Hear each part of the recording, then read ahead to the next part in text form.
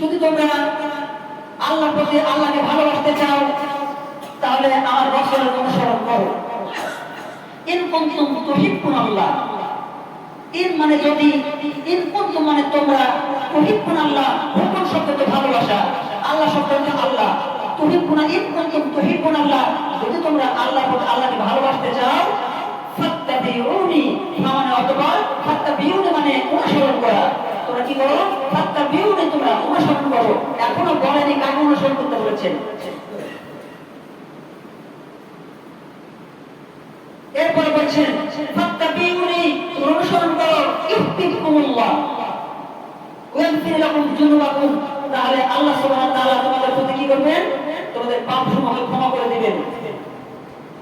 ওয়াল্লাহু গফুরুর রহিম, এবং তোমাদের প্রতি দয়া করবেন যদি মুহাম্মদ রাসূলুল্লাহ সাল্লাল্লাহু আলাইহি ওয়াসাল্লামকে অনুসরণ করা হয়। যে ব্যক্তি মুহাম্মদ সাল্লাল্লাহু আলাইহি ওয়াসাল্লামকে অনুসরণ করবে সেই ব্যক্তি আল্লাহকে ভালোবাসবে এবং আল্লাহর রাসূলকে ভালোবাসবে। তাহলে আমাদের কি করতে হবে? আল্লাহ এবং আল্লাহর রাসূলকে ভালোবাসতে হবে। আল্লাহ রাসূল সাল্লাল্লাহু আলাইহি ওয়াসাল্লাম, আল্লাহ সুবহানাহু ওয়া তাআলা বলেন রাসূলকে ভালোবাসে আমাকে ভালোবাসা হবে। সুবহানাল্লাহ। তার মানে এই নয় যে আমি রাসূলকে ভালোবাসতে গিয়ে মগ্ন হয়ে বলছি, লাফায় লাফায় খাড়া হয়ে জিকির করছি, কণ্ঠ ফাটায় ফেলেছি, আল্লাহু আল্লাহু আল্লাহু ইল্লাল্লাহ ইল্লাল্লাহ ইল্লাল্লাহ, এই কোন জিকির ধর্মে নেই। এইভাবে ভালোবাসা হবে না। কিভাবে ভালোবাসতে হবে রাসূল সাল্লাল্লাহু আলাইহি ওয়াসাল্লামকে? ইল্লাল্লাহ শব্দ দিয়ে এক প্রকার মানুষের জিকির করছে। ইল্লাল্লাহ শব্দের অর্থ হচ্ছে কি জানেন? ইল্লাল্লাহ মানে আল্লাহ ছাড়া। ইল্লাল্লাহ শব্দের অর্থ হচ্ছে আল্লাহ ছাড়া, আল্লাহ ছাড়া, আল্লাহ ছাড়া, আল্লাহ ছাড়া। কি বোঝাবেন? আল্লাহ ছাড়া কি বোঝাচ্ছেন আপনি? তাদেরকে যখন বলতে যাওয়া হয় তখন বলে কি যে আমরা শেষের দিকে ইল্লাল্লাহ, লা ইলাহা ইল্লাল্লাহ, প্রথম যোগ করবো লা ইলাহা ইল্লাল্লাহ, শেষে মুহাম্মদ রাসূলুল্লাহ যোগ করবো, তাহলে হয়ে গেল। এরা ধর্মের বিরোধী, এরা ঘোর ধর্মের বিরোধী, এরা নাস্তিক, এরা মুনাফিক, এরা মুসলিম না হতে পারে না। এগুলো যারা জিকির করে। ইল্লাল্লাহ শব্দের অর্থ হচ্ছে আল্লাহ ছাড়া। আর কোন কোন ব্যক্তি জিকির করে আল্লাহ আল্লাহ আল্লাহ, আল্লাহ শব্দের অর্থ হচ্ছে আল্লাহ। এগুলো থেকে আমাদের বিরত থাকতে হবে। আল্লাহ রাসূল সাল্লাল্লাহু আলাইহি ওয়াসাল্লাম বলেছেন আব্দুল জিকির লা ইলাহা ইল্লাল্লাহ, উত্তম জিকির হচ্ছে লা ইলাহা ইল্লাল্লাহ। এই পর্যন্তই শেষ। আব্দুল জিকির লা ইলাহা ইল্লাল্লাহ, আব্দুল কই আলহামদুলিল্লাহ। কোন ব্যক্তি যদি দোয়া শেষে আলহামদুলিল্লাহ বলে, সর্বোত্তম দোয়া হচ্ছে আলহামদুলিল্লাহ, আর সর্বোত্তম জিকির হচ্ছে লা ইলাহা ইল্লাল্লাহ। এই পর্যন্তই শেষ। জিকির হচ্ছে এই পর্যন্তই শেষ। তাহলে জিকির যদি আপনি করেন তাহলে কি করতে হবে? জিকিরের যে করতে বলেছেন সেটা করতে হবে। লা ইলাহা ইল্লাল্লাহ ধরে যদি আপনি মুহাম্মদ রাসূলুল্লাহ যোগ করেন তাহলে এটা জিকির থাকে না, ওটা কালিমা হয়ে যায়। তাহলে জিকির পর্যন্ত লা ইলাহা ইল্লাল্লাহ। যদি 100 বার, 1000 বার, 1 কোটি বার যদি আপনি বলেন লা ইলাহা ইল্লাল্লাহ, এরপর যদি আপনি মুহাম্মদ রাসূলুল্লাহ একবার বলেন তাহলে কালিমা হয়ে যাবে, জিকির থাকবে না। তাহলে এটা জিকির করতে হবে, সব কথা হবে। এই জন্য বলছেন রাসূল সাল্লাল্লাহু আলাইহি ওয়াসাল্লামকে অনুসরণ করতে হবে। আল্লাহ সুবহানাহু ওয়া তাআলা বলেছেন তার পবিত্র কোরআনুল কারীমে সূরা আহজাবের 21 নম্বর আয়াতে বলেছেন লাকাদ কানা লাকুম ফি রাসূলিল্লাহি উসওয়াতুন হাসানাহ, একমাত্র উত্তম আদর্শ রয়েছে আমাদের প্রিয় নবী মুহাম্মদ রাসূলুল্লাহ সাল্লাল্লাহু আলাইহি ওয়াসাল্লামের মধ্যে। আর পৃথিবীতে কোনো পীরের ভিতরে উত্তম আদর্শ নেই, কোনো খানদার ভিতরে উত্তম আদর্শ নেই, কোনো বাবার ভিতরে উত্তম আদর্শ নেই, কোনো পিতার ভিতরে উত্তম আদর্শ নেই, কোনো দেশের নেতাদের ভিতরে উত্তম আদর্শ নেই, কোনো মসজিদের ইমাম ভিতরে উত্তম আদর্শ নেই। আল্লাহ রাসূল আল্লাহ সুবহানাহু ওয়া তাআলা নিজেই বলছেন লাকাদ কানা লাকুম ফি রাসূলিল্লাহি উসওয়াতুন হাসানাহ। যদি কোনো ব্যক্তি রাসূল সাল্লাল্লাহু আলাইহি ওয়াসাল্লামের আদর্শ আঁকড়ে ধরতে পারে তার ভিতরে রাসূল সাল্লাল্লাহু আলাইহি ওয়াসাল্লামের আদর্শই গঠিত হবে ইনশাআল্লাহ। আল্লাহ সুবহানাহু ওয়া তাআলা তার পবিত্র কোরআনুল কারীমে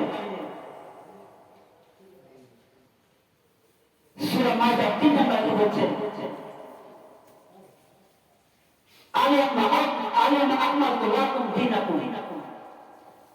আলিয়ামা শব্দের অর্থ হচ্ছে আলিয়ামা আকমালতু লাকুম দীনাকুম ওয়া আতমামতু আলাইকুম নিয়ামাতি, আমি এই দিনকে, আজ এই দিনকে পরিপূর্ণ করে দিয়েছি, নিয়ামত দিয়ে ভরে দিয়েছি। আতমামতু আলাইকুম নিয়ামাতি ওয়া রাদিতু লাকুম ইসলাম দীনা, আর তোমাদের দিনকে নিয়ামত দিয়ে ভরে দেওয়ার পরে আমি ইসলাম দীনা, এই ইসলামকে, ইসলামের ধর্মকে আমি পরিপূর্ণ করে দিয়েছি এবং মনোনীত করে দিয়েছি। সুবহানাল্লাহ।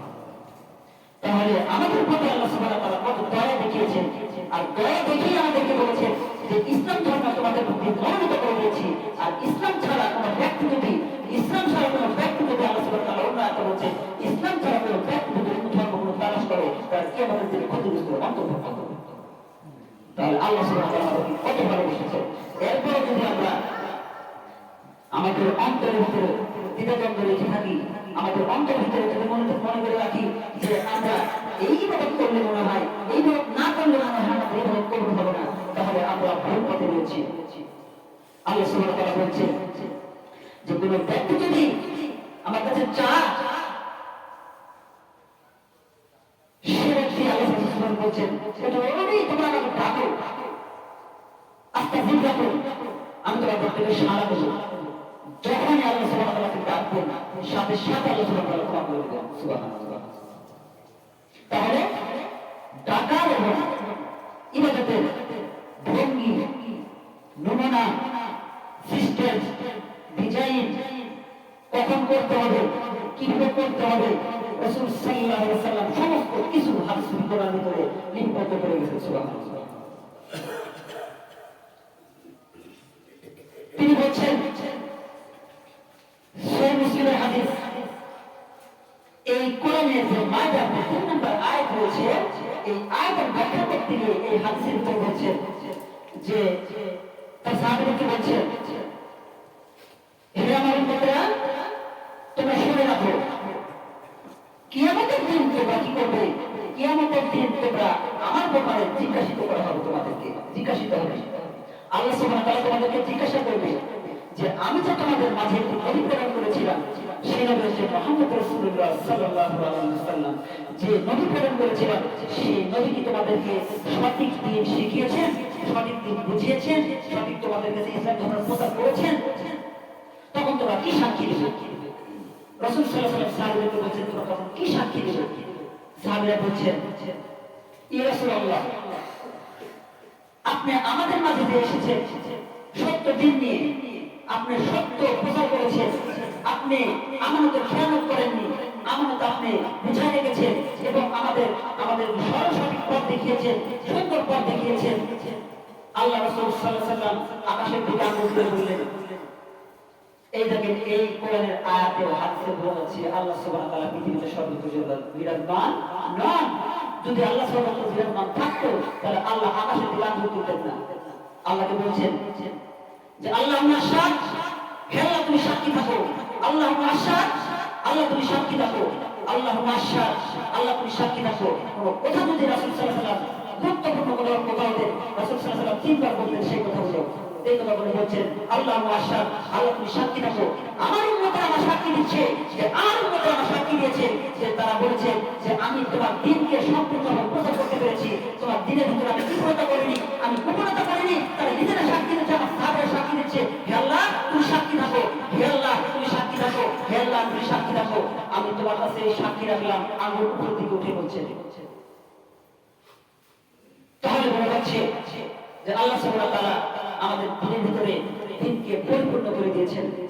আলামা আকমালতু লাকুম দীনাকুম ওয়া আতমামতু আলাইকুম নিয়ামাতি ওয়া রাদিতু লাকুম ইসলাম দীনা। তোমাদের দ্বীনকে পরিপূর্ণ করে দেওয়া হয়েছে, নিয়ামত দিয়ে ভরে দেওয়া হয়েছে, এরপরে তোমাদের দ্বীনকে ইসলাম হিসেবে মনোনীত করা হয়েছে। সুবহানাল্লাহ। এই যে একটি মসজিদ তৈরি করছেন, এই মসজিদে যখন এখন আপনারা যা ইচ্ছা করতে পারবেন, যা মনে হবে তাই করতে পারবেন। এখানে যেরকম যেরকম ডিজাইন আপনারা দেখে আসবেন কোন কোন জায়গাতে, সেরকম ডিজাইন করতে পারবেন। আল্লাহ সুবহানাহু ওয়া তাআলা ধর্মকে পূর্ণ করার আগে আল্লাহ ইচ্ছা মতন যা ইচ্ছা তাই করেছেন। সুবহানাল্লাহ। তাহলে যখন পূর্ণ করেছেন, এই বিধান কিয়ামত পর্যন্ত এইভাবে থাকবে, আর কোনো পরিবর্তন হবে না। তাহলে এই মসজিদ যখন আপনারা পূর্ণাঙ্গ করে নির্মাণ করার পরে, ইট গাঁথার পরে, প্লাস্টার করার পরে, রং করার পরে, কাজ করার পরে, এখন বর্তমানে কাজ হচ্ছে, কাজ করার পরে যখন সম্পূর্ণ ক্লিয়ার হয়ে যাবে কাজ কর, তখন কি আপনি ওখানে আর একটি ইট ঢুকাতে পারবেন? কেন পারবেন না? যখন একটি ইট ঢুকাতে যাবেন তখন ওই জায়গা নষ্ট হয়ে যাবে, অথবা ভাঙতে হবে। তাহলে আমার ধর্মের ভিতরে যদি কোনো একটি বেদাত চালু করে থাকি, ধর্মের যে জিনিসটা নিয়েই সেই জিনিসটা চালু করি, তাহলে একটি গ্লাস পূর্ণ পানি যদি আমি এখানে রাখা হয়, এক গ্লাস পানি ভর্তি পানি যদি রাখা হয়, ইসলাম ধর্ম পূর্ণাঙ্গ জীবন বিধান, ইসলাম ধর্ম পূর্ণাঙ্গ জীবন বিধান। এই ইসলাম ধর্মকে আমি উদাহরণ দিয়ে বোঝাচ্ছি আপনাদেরকে। এক গ্লাস পানি, পূর্ণাঙ্গ পানি যদি কোনো ব্যক্তি রাখে, রাখার পরে যদি আলাদা কোনো পানি নিয়ে এসে বালতির ভিতরে বা ওই গ্লাসের ভিতরে ঢালা হয়, তাহলে আসল পানি গিয়ে পড়ে যাবে আর নকল পানি গিয়ে পড়ে যাবে। আমি আপনাদেরকে কি বলেছি আপনারা অবশ্যই বুঝতে পেরেছেন। আল্লাহ সুবহানাহু ওয়া তাআলা আপনাদেরকে লেখা দিয়েছে, আপনাদেরকে জ্ঞান দিয়েছে, আপনারা বুঝতে পেরেছেন কি বলতে চেয়েছেন। অথচ এই জিনিসগুলো নিয়ে আমরা কোনোদিন চিন্তা ভাবনা করি না। আমরা যদি এই জিনিসগুলো চিন্তা ভাবনা করি, তাহলে আমাদের অবশ্যই এই গ্রামে ভ্রাতৃত্ব সৃষ্টি হবে, একজনের সাথে আরেকজনের বন্ধুত্ব সৃষ্টি হবে, একজনের সাথে আরেকজনের ভালোবাসা সৃষ্টি হবে, মহব্বত তৈরি হবে, যদি এগুলো আমরা জ্ঞান দিয়ে ভাবি। কারণ এই জিনিসটা নিয়ে আমরা দ্বন্দ্বে লিপ্ত রয়েছি।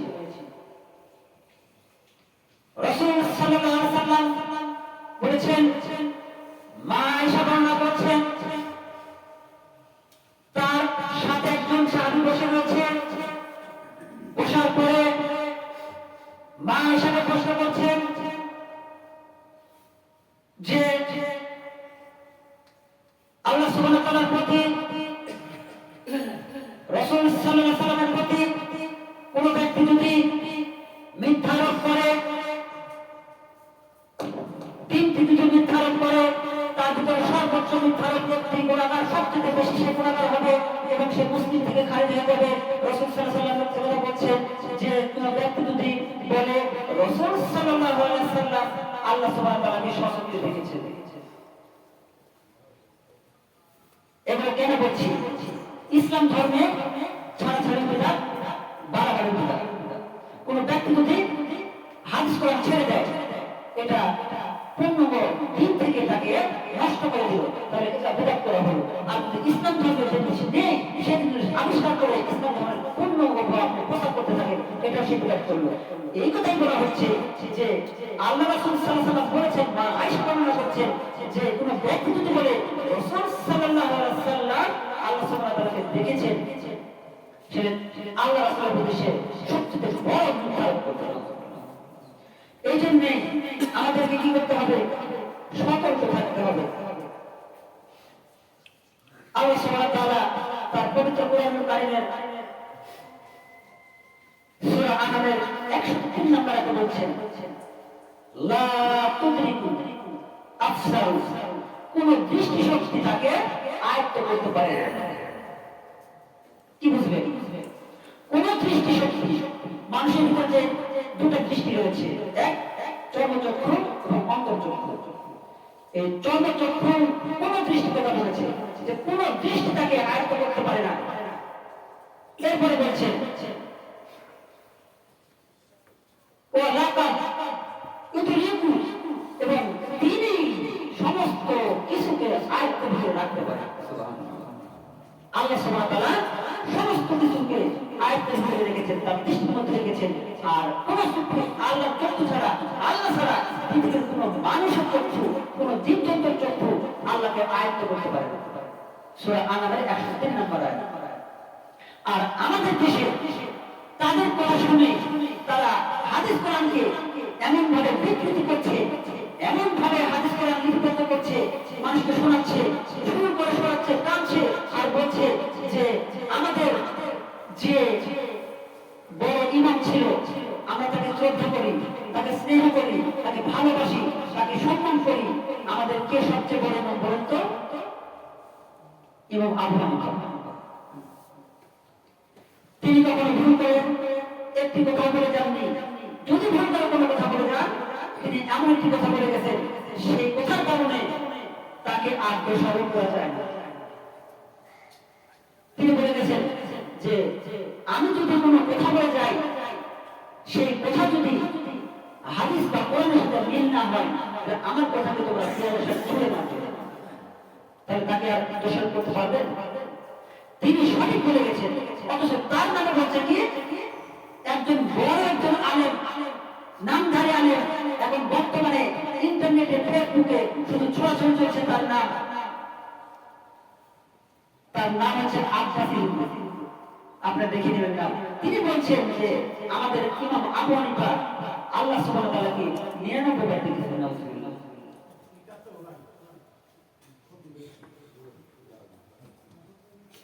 তাহলে কোরআনের আয়াত আসলে আল্লাহ বলছেন লা তুদরিকু আবসার, কোন দৃষ্টিশক্তি তাকে আয়ত্ত করতে পারে না।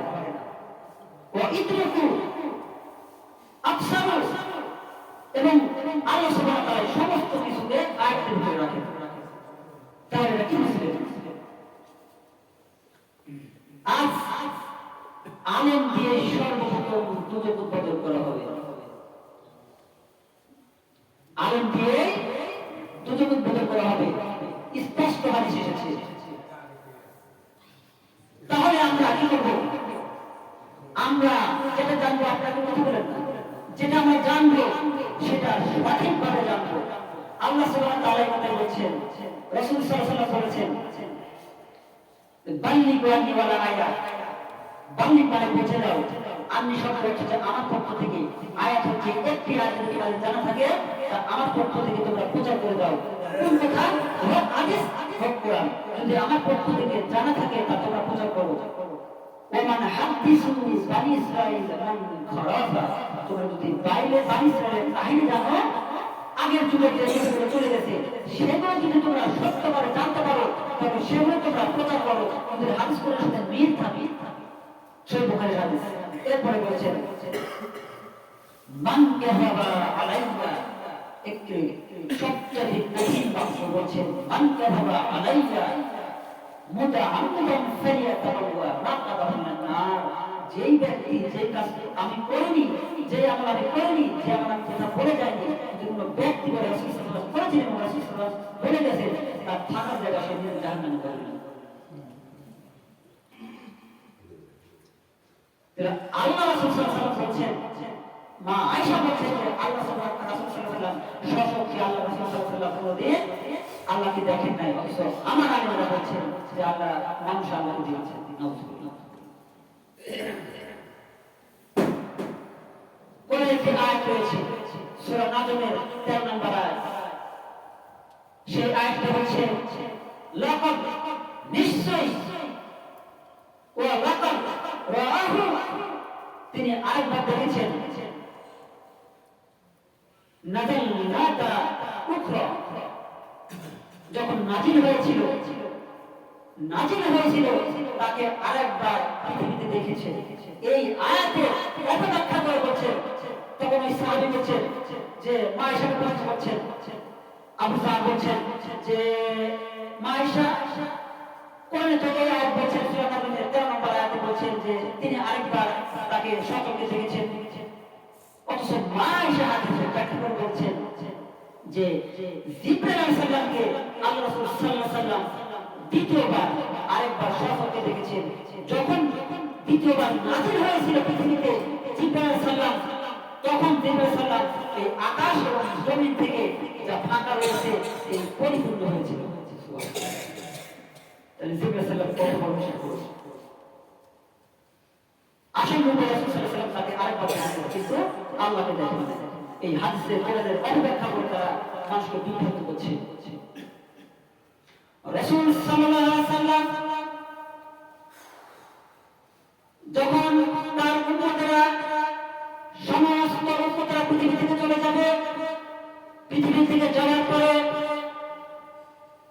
প্রত্যেকটি মানুষ যখন বিভাজিত হবে, হাউস কাউসারের কাছে দাঁড়িয়ে থাকবে, তারা বিভাজিত হওয়ার কারণে হাউস কাউসারের পানি খাওয়ার জন্য তারা ছুটাছুটি করবে।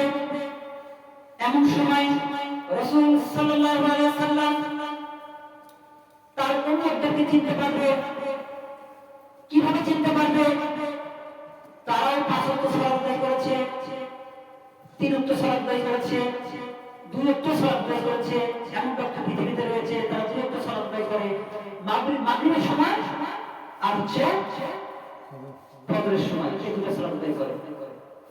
তাদেরও ওযু করেছে, যারা যারা ওযু করেছে পৃথিবীতে তাদেরকে দেখে চিনতে পারবে যে তাদের অঙ্গগুলো চলবে। এমন অবস্থায় রাসূল সাল্লাল্লাহু আলাইহি ওয়াসাল্লাম বলবেন, ওরা আমার উম্মত, তখন তারা পিপাসিত থাকবে পানি খাওয়ার জন্য, হাউস কাছারে পানি খাওয়ার জন্য, হাউস কাছারে পানি খাওয়ার জন্য তারা পিপাসিত থাকবে। এমন সময় বলবে এরা আমার উম্মত, তখন জিবরাইল সাল্লাল্লাহু তাকে বলবেন, হে নবী আপনি জানতেন না, এরকম এই আয়াত হাদিস প্রমাণ করে রাসূল সাল্লাল্লাহু আলাইহি ওয়াসাল্লাম গায়েব জানতেন। যদি গায়েব জানতেন তাহলে পৃথিবীতে কি হচ্ছে সবকিছু রাসূল সাল্লাল্লাহু আলাইহি ওয়াসাল্লাম জানতে পারতেন।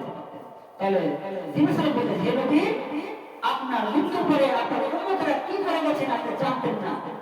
তারা আপনার মৃত্যুর পরে তারা দিনের ভিতরে নতুন কিছু আবিষ্কার করে গেছে, বিধান তৈরি করে গেছে। তখন আল্লাহ রাসূল সাল্লাল্লাহু আলাইহি ওয়াসাল্লাম বলেন, সরকার তোমরা দূর হও আমার সামনে থেকে, তাদেরকে দূর করে দাও,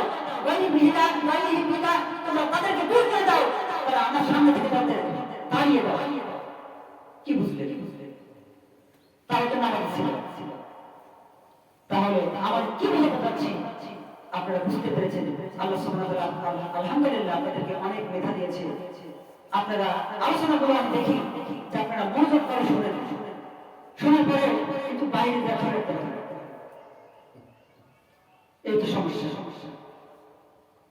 রাসূল সাল্লাল্লাহু আলাইহি ওয়াসাল্লাম বলেছেন, 4টি কথা বলে গেছেন যে কোন ব্যক্তির ওই ব্যক্তির প্রতি অভিশপ্ত, ওই ব্যক্তি যদি ওই ব্যক্তির প্রতি অভিশপ্ত যে তার পিতা মাতাকে অভিশপ্ত করে, আল্লাহ তাকে অভিশাপ দিয়েছেন। দ্বিতীয়বার বলেছেন ওই ব্যক্তির প্রতি অভিশাপ যিনি কোন বেদাতিকে আশ্রয় দেন। নাউযুবিল্লাহ। তাহলে আমরা যদি বিদাত করে থাকি, আমাদের বিদাত হয়ে যায়, তাহলে আমাদের কি গতি হতে পারে এখান থেকে শিক্ষা গ্রহণ করুন। আমি আপনাদেরকে একটু বেশি কথা বাড়াবো না, আমি অনেকদিন থেকে আপনাদেরকে বলে আসছি, আপনারাও বাঁচেন, আমাকে বাঁচতে দিন, এবং আপনারা গ্রামের মানুষগুলো একসঙ্গে মিলেমিশে থাকার চেষ্টা করুন। আল্লাহ সুবহানাহু ওয়া তাআলা মিলেমিশে থাকাকে পছন্দ করেন, ভালোবাসেন। আল্লাহ সুবহানাহু ওয়া তাআলা আমাদেরকে সঠিক জ্ঞান, সঠিক বুঝ করে সত্য দান করুন। সবাই বলে আমিন।